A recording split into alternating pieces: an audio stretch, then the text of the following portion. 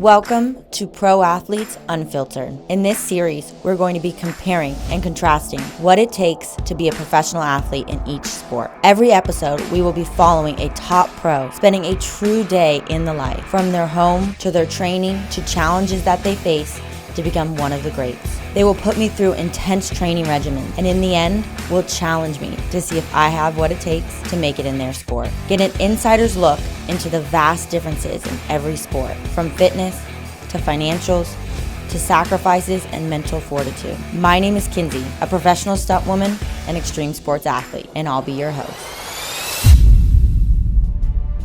Thanks for having me. Yeah, tell us a little bit about yourself and your swimming career. Yeah, so my swimming career, I've been swimming over a decade now. One of the very fortunate athletes, I get to do it with my family. So my dad's coached me almost my entire career. Wow. A little fun fact about my sporting career is I went pro when I was 14 years old, making me the youngest swimmer in history to do so. And we've always kind of, as a family, we've paved a different path. We believe in supporting the family and being close, but we also train differently. We follow the science, and we kind of looked at how does our body code movement, how does our body work, and we came up with a methodology by meeting another random guy. Like, our paths crossed uniquely, and so we believe that there's a purpose in what we were doing, and so it's carried me a long ways. And made my first world champs team at 2017, won a medal there, and I fell in love with the sport really early, and couldn't see myself doing anything else. And so you said 14, you became a professional athlete. So how did that affect your adolescent years and growing up? It definitely affected it a lot, but for me, it was all positive. I was always raised in the way that if there's something you desire and it makes sense and there's a purpose behind it, pursue it with everything you've got. And I think because my parents instilled that in me, and also I saw the sacrifices that they made for me to succeed, the sky was the limit and I couldn't be stopped. And so it was one of those things where there was a lot of negativity around outside of my team, but my team was so tight and we were so close that it didn't really matter. It was just gray noise. Okay. And as you get older, obviously there comes years where your performance ebbs and flows, and so as a young athlete, I didn't know how to handle that and like the mental side of it. And what do you do when someone with anonymous 1, 2, 3, 4 says some negative thing on a blog site? How do you not let that internally ring in your head? And so I was fortunate to have really good mentors and spiritual mentors growing up. But I think what it all boiled down to is, it forced me to grow up really early. I was around older people all the time. I was racing with Olympians from the age of 14. I was traveling the world. And so it became part of my education. And I recognized out of all of the challenges, the three most important things was, how do I stay rooted to my purpose in the sport? Okay. How do I stay close to my family and friends? And then how do I recognize and remind myself that God loves me regardless of how much I can perform or how much I can earn a medal or anything. Because all of this, at the end of the day, it's a weird way to always start an interview, but like, the Olympic medal's awesome. All of these accolades are cool. Another Olympics would be awesome, but at the end of the day, it all vanishes. And so if I'm laying on my deathbed and I'm thinking, I just want my medals close to me, I've failed. And so, going back to being 14 and becoming a professional athlete. So describe what your day-to-day would look like at 14 years old. I did read online that you were homeschooled. Yeah. So what would, normal 14-year-olds are at school, making friends, probably meeting girls. What was your life at 14? So it was funny because we were, and part of the reason we went to homeschooling was because we lived pretty far out of town, and we had built a pool. Early days we didn't have a pool, but that's like the crazy in my parents, like they did everything. And part of why we started homeschooling was because my mom would be so busy working. She works in foreign labor, and that's a long story as to how they became citizens. But school day would end, and Mikhail and I would be sitting there waiting for them to come pick us up. And a lot of days we would just we'd be waiting for quite a while. Yeah. And we'd be tardy, we'd be late, or we'd be traveling for meets, and we'd be missing schoolwork, and teachers would be like, all of these things. And so I was like, screw it. Like, we're gonna get our education online. We're gonna focus on our career paths and what we decided to do. And that was because I voiced that. I think that was the biggest misconception, and where a lot of people misunderstood what we were doing is they thought my parents were forcing a lifestyle on me. They were like, okay, you're going to be a professional athlete and we're going to cash out on you. Yeah. And it was completely the opposite. Like, they gave everything, I desired to, and I pushed. And so it was pretty fun. So you've never been burnt out. You've loved swimming your entire life. Oh, no. Oh, okay. I'm like, wow, that's rare. I've definitely had lots of seasons of like hating the sport or resenting it for whatever reason. But for the most part, I've always reminded myself of why I do it in the first place. Yeah. And that's just because I believe I've got a gift to swim fast, and I enjoy it. I enjoy the feeling of standing on top of a podium. I enjoy, believe it or not, the pain that comes with training and succeeding. And so it was one of those things that even in the lowest of lows, and I've been through some really low lows, I still wanted to be in the pool. Oh, amazing. Yeah. I mean, yeah, you have to, obviously, to be an Olympic athlete. Yeah. And so describe your day-to-day, what the training program looks like, how difficult it truly is to be a professional swimmer. So my day-to-day looks different than most Olympic swimmers or Olympic athletes in general, but it is all focused around performance. So typically I'll wake up in the morning around 7. I'll come downstairs, I'll make coffee, some eggs. I'll take some of my like daily vitamins, my supplements in the morning. I head to the pool. We're in the water by 8. From 8 to 10 or 10:30, our morning session is always our biggest and hardest session, which is where we'll do like 200 pace, 100 pace, kind of base building work. And then I'll come home, I'll make another 7 or so eggs. So I'm almost hitting about a dozen eggs by noon. And then I'll probably comatose on the couch for a little bit, 30, 40 minutes if I'm tired or not. And then I get to work, and this wasn't what I was doing when I was 14 because I wasn't dealing with brands and sponsors, but I'll read some emails, I'll jump on some calls and figure out what sort of content I need to shoot. Yeah. And then I get ready to go to the pool again at 3, so I swim 3 to 4:30 again, which is our more speed-based work in the evenings. And that's all sprints off the blocks, suited efforts, all specific around the events that I'm training for. So you're swimming 4 hours every single day? For most days, yeah. So it kind of depends. There's a lot of variables going into basically wherever the season's at, or for example, tomorrow I'm racing. And so we'll probably just swim once today, and we'll focus on hitting all aspects of the stroke and then allow for myself to recover the rest of the evening. But if I'm grinding through, our routine's pretty much Monday, Tuesday, Wednesday, Thursday, Friday. We'll double most days, and double is 2 swims. And then we'll gym 3 times a week. So gym would be Monday, Wednesday, Friday. Okay. And then inside there, I sprinkle recovery wherever I can. Okay. Yeah, whether it's at home or with a physio. And your guys' body build is definitely different. Every single sport, they all have a different body build. You are 6'6". Yeah, it helps. Yeah. So you were telling me off camera that it's really important that you're tall and also lean. Yeah. So describe the body type of a professional swimmer. Yeah, so it definitely ranges. You'll see all sorts of body types in swimming, and you'll see them succeed in all. I think there's definitely body types that are more beneficial for certain strokes. Like breaststroke and butterfly, you can get away with being shorter. I think as a sprinter, it definitely helps to have height and power and length, just because the time you spend in the pool is so short. So every extra inch of stroke length you have is going to put you that much farther ahead of the guy next to you. So for me, I'm very fortunate. I'm built a lot like Phelps was built. Short legs, extremely long torso to where I can't wear normal shirts. Okay. And then relatively long arms, although Phelps' arms were really long. So wow. yeah, And broad shoulders. Another thing that you pointed out was the hair on your body. Yeah. So you have a beard right now, but normally before a race, you're completely clean shaven from head to toe. Head to toe, everything. And then and this is actually kind of a little TMI, but our when we're on team trips like Worlds or Olympics, we'll often have shave parties where the guys will help get each other's backs, because there's times where I try to shave my back and you can nick yourself pretty good. And so if we need to and we're getting ready for anything really big, we'll have our buddies shave our backs. Yeah. That's really supportive teammates right there. That's team bonding. Yeah, you got to. Someone's got to do it. So right behind me, we have 3 months, 14 days, and 16 hours. So this is Olympic trials coming up in Paris. Yes. So your last Olympics, you got a gold medal. Now you have trials coming up. So describe the preparation for that, mentally and physically. Yeah, so it's ramping up right now. It's terrifying thinking that it's only 3 months away, because I remember finishing Tokyo and being like, oh, we got 3 years to play with. Yeah. And it flies. I just came back from World Championships, and I think what's the huge blessing of that is I had the opportunity to race at a really high level early in the year, which most people don't get to do. It's very abnormal for an Olympic year to have a Worlds.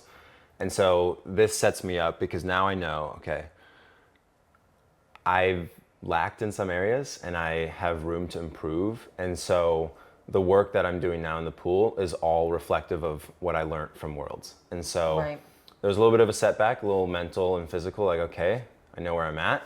But now it's like full system go, pretty locked in, to where it's like, no fun weekends away, no little staycations, no more like going snowboarding and, you know, being a little more careful in the surf and those type of things, just protecting and understanding, okay, like time is so limited. And if I want to make another team, I'm going to have to commit absolutely everything, which is easy because it's a big goal. Yeah, a very big goal. And do you feel confident that you're going to make the Team USA this year? Yeah, I wouldn't be doing it if I didn't believe. Okay. Yeah. Amazing. And so this is your entire life, as all professional athletes. But describe the financial side of swimming. Yeah. Like, how many meets do you do a year? Can you win prize money? Or how does a professional swimmer make money? So I would say if you're wanting to get into a sport to make lots of money, become a tennis player or a golfer. Don't pick swimming. That's the one thing I wish my parents had done for me. So no, swimming's amazing. For me, my earning early on came purely from prize money. So I traveled a lot. I think we raced almost 30 plus weekends out of the year. And so we were constantly traveling, whether it was international or throughout the States. We have pro series, but that's where you've got maybe a few $1,000s up for grabs. And then the big one at the end of the year, there's World Cups, where there's a larger prize pool. But it's a little trickier because it's, you know, you only get paid when you win. And so in the World Cups, you could earn up to 150 grand, but you have to be top, you have to be number one in a cluster of 3 to 6 meets. So if you didn't perform in that meet, say the World Cup is coming up or in 30 weekends, and you walked away with 0 prize money and you have your team to pay.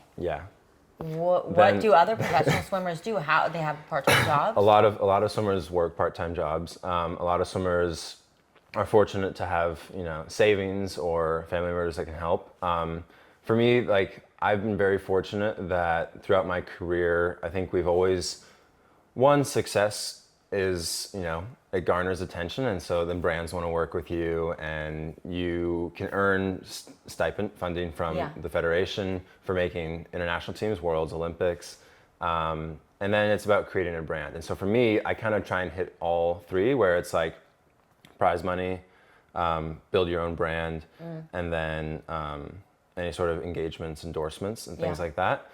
But it is difficult because I think what people don't, at least in the swimming world, don't understand fully is that we don't have a league, and we used to have a league, but that's a whole nother story. A lot of drama, but there's not, like, your only earning potential, at least in terms of your marketability, is the Olympics.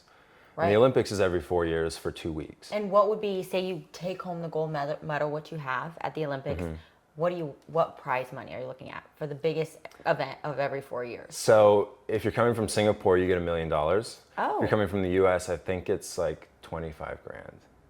And so the difference is, and it makes sense though, I don't know if that number is correct, don't quote me on that, but the difference is the US wins so many medals that if we were to pay everybody that amount of money, there wouldn't be much money left. But it's kind of, it's interesting. I'm in a position now where, and this could be a fun business opportunity, is I'm looking at trying to figure out how do you create excitement around the sport. And I think that's part of what swimming's lacking, is we don't have events where you can bet on the athletes and have a recurring racing because of the way that the athletes kind of think. They think they can't race fast more than once a year. And so it sets us backwards a little bit. And so I think if you can change the way that an athlete thinks, maybe the way that swimmers train, they can race consistently fast. You can have eyes, you have networks Yeah. creating events, hosting races, and then you've got, some excitement. And it's like, who doesn't want to watch a bunch of really attractive athletes, barely dressed, swimming up and down a pool, if you make the format right. So it's going to be a female audience. Yeah, fair enough. The first sport with a majority female audience. And so it's one of those things that's like, we need people to come into the sport who have fresh ideas. I think there's a lot of old thinking in swimming. But going back to your question, earning potential comes from prize money. So if you're fortunate to win consistently, you can make prize money. When you win Olympic medals, countries pay for you, or events pay for you to come or fly you out. Okay. A lot of athletes, when the times are tough, they'll host clinics. They'll teach clinics and give swim lessons and things like that.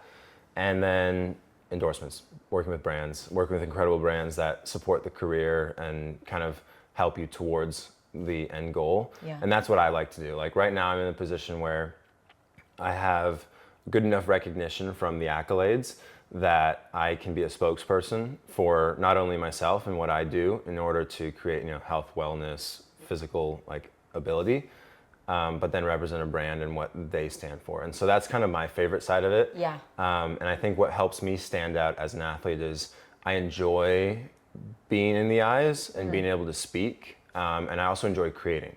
And so, even being here, I geek out over the content and the guys shooting the content because I know what goes behind creating a cool story and a piece.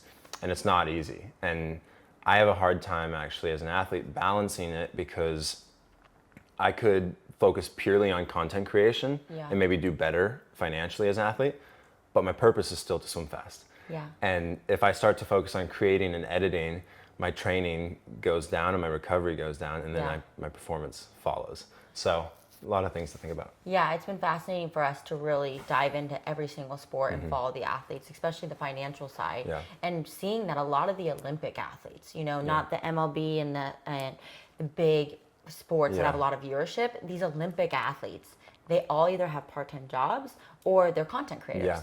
And it's because, this is good. You're getting down to the nitty gritty of it.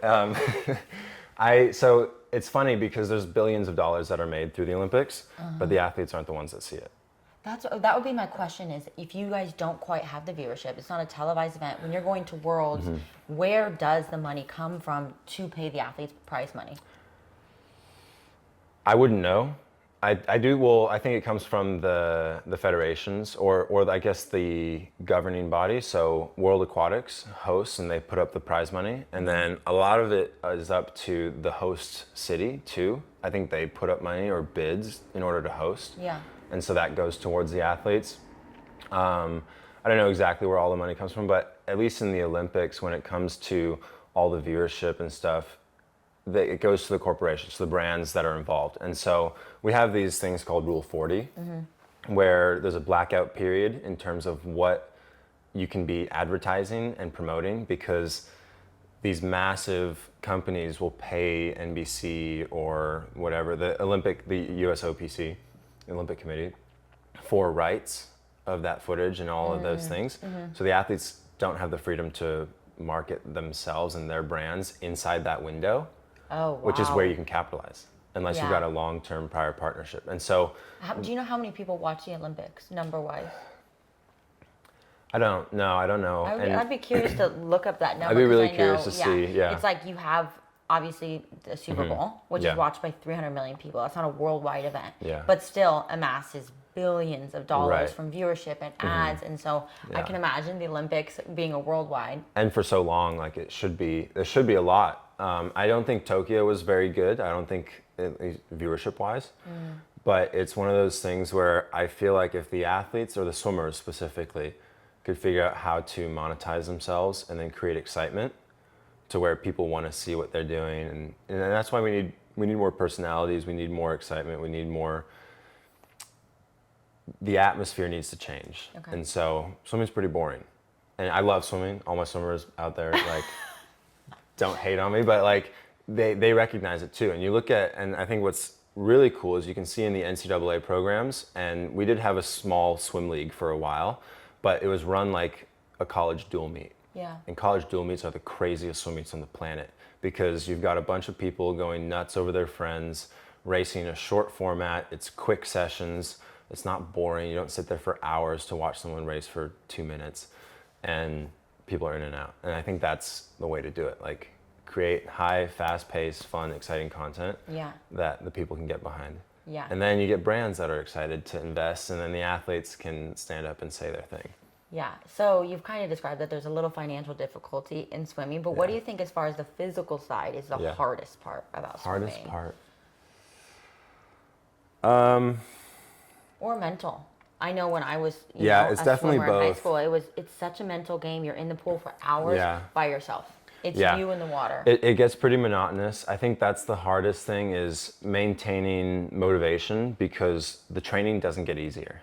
And this probably is universal around each sport, but I think, I notice as I get stronger and faster, the sessions don't get easier. They just get faster and harder.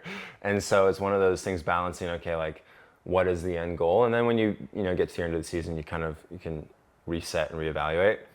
But it's a year-long sport. It's year-long. And if you take too much time off, it takes you months to get back into peak shape. So this isn't football off-season where you get to relax and enjoy? You get maybe a week if you want it. Wow. Yeah. So this has been your entire life? Is it hard for you to have a personal life outside of swimming? No, not at all. Okay. And I'm very fortunate with that, because I don't buy into the whole eat, sleep, swim kind of mantra. I do... I like the fact that that's even a saying. Yeah. Eat, sleep. I haven't heard that one, but I'm sure in the swim world. Well, and it is, and I think it's one of those, and you see it in a lot where it's like, in order to achieve, you have to sacrifice your whole life. Yeah. I would rather not achieve and have an exciting life than do that, because I think you give up so much more than you gain. And I only say that because I have a gold medal, and it doesn't make things better. Yeah. I remember coming back from the Olympics with a gold medal and decent individual performances, and I completely blacked out.